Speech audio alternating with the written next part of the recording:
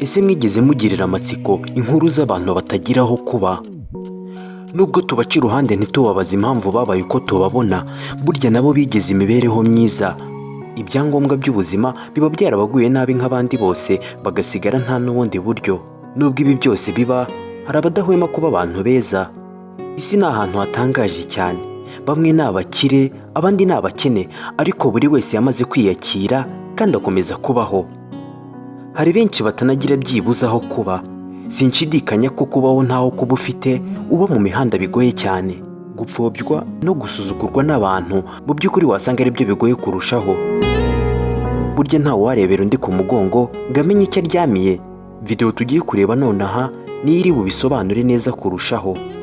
Reka tujye kuri video, kandi ndizera ko iherezo ryayo riri bubakore ku mutima.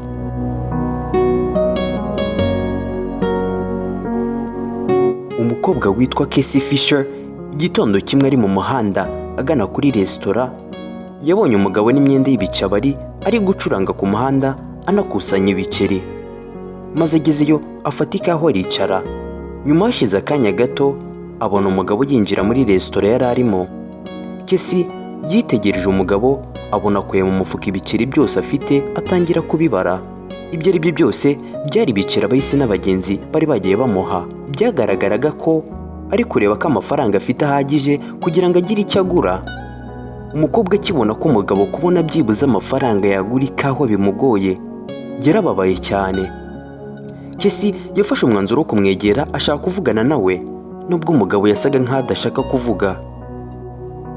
Mu gihe umugabo akiri kubara ibiceri byibuze bitageze no mu dolari, Cassie yaragiye agura ikawa n'umugati umwe arabimuha.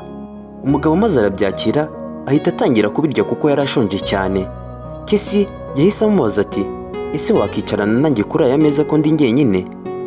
Umugabo yitangajwe n'imyitwarire y'umukobwa, arangije abwira umukobwa ko ubusanzwe abantu bamufata nabi, badakunda no kuganira nawe kubera ko ari umukene atagira naho kuba.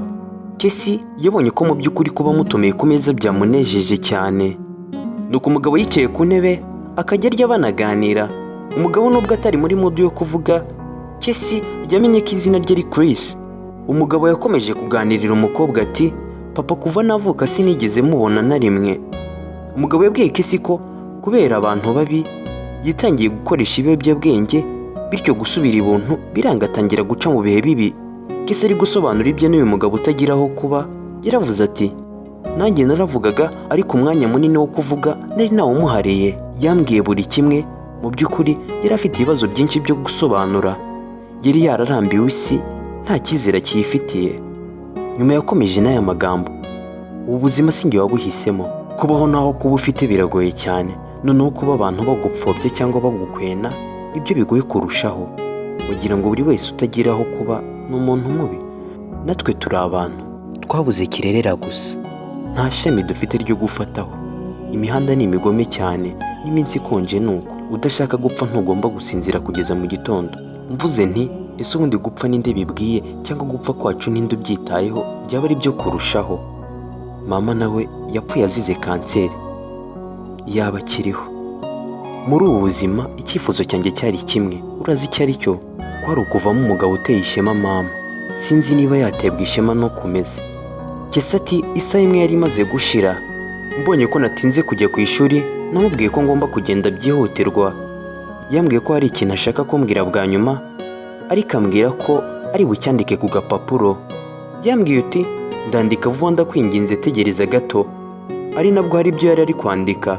Yavuze amwenyura ati, umukono wanjye ni mubi ndabigusabira imbabazi.